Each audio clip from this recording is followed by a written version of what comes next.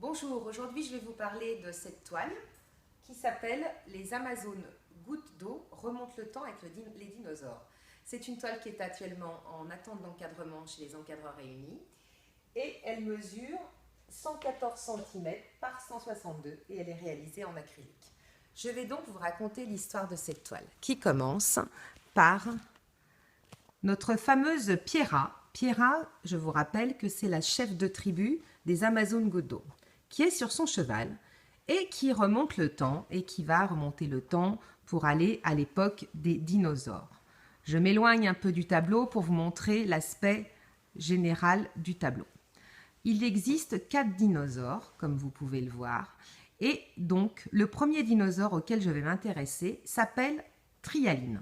Pourquoi Trialine? La voici, avec sa petite tête qui ressemble un peu à un canard. Trialine, puisqu'elle vient de l'ère du Trias, qui est une époque de la période des dinosaures. Je me suis intéressée aux dinosaures, puisqu'il est apparu qu'ils ont commencé, on a les premières traces qu'on a retrouvées concernant les dinosaures, datent il y a 225 millions d'années. Donc c'est vraiment des périodes tellement loin que je trouvais intéressant d'aller visiter cette période dont on ne parle pas forcément tout le temps. Donc Trialine va manger du Ginkgo biloba, qui est quand même la seule plante qui a traversé ces millions d'années et qui a résisté aux attaques nucléaires, d'où l'importance de sa représentation sur mon tableau. Elle va donc manger du Ginkgo biloba. À côté, on découvre la pomme qu'on connaît, qu'on a déjà vu dans le précédent tableau donc des Amazones gouttes d'eau, qui a été présenté la dernière fois. Et on revoit aussi la petite vipère qui s'appelle Vipera, donc qui est autour de la cité, qui symbolise bien évidemment le danger autour de la cité. Donc elle remonte le temps, Pierra, avec les dinosaures, elle rencontre Trialine, elle rencontre aussi cet oiseau qui est un peu particulier, puisque dans son plumage, on découvre qu'il y a plusieurs dizaines d'Amazones gouttes d'eau. Ce qui expliquerait, peut-être, que cet oiseau a pu traverser ces millions d'années et être toujours là, sous des formes diverses, mais que cette espèce ne s'est pas éteinte, si vous voulez. Ensuite, vous pouvez voir cet homme assis. C'est Freud, une représentation de Freud, version Laure Brissot, bien évidemment, qui est dans ses notes. Pourquoi?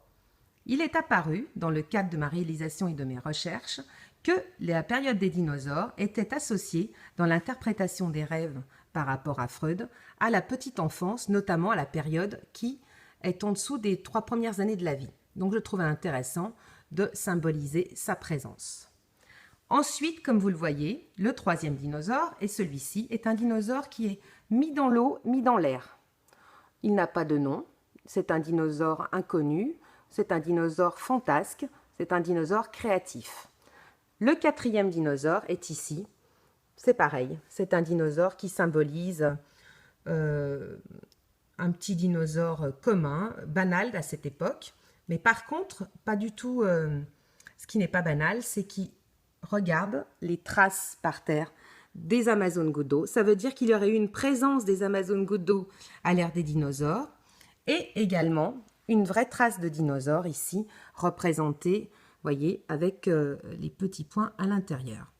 Vous pouvez noter que vous voyez un boomerang également, qui est un objet très très ancien qui a traversé les temps et qui a été un objet qui a été présent dans beaucoup de tribus à quelque endroit du monde. Donc voilà en gros tous les messages qui sont dans ce tableau. À découvrir d'autres messages bien évidemment, puisque le tableau est riche de symboles. Vous pourrez le découvrir au salon Art 3F qui démarre le vendredi 20 mai 2016. Merci, au revoir.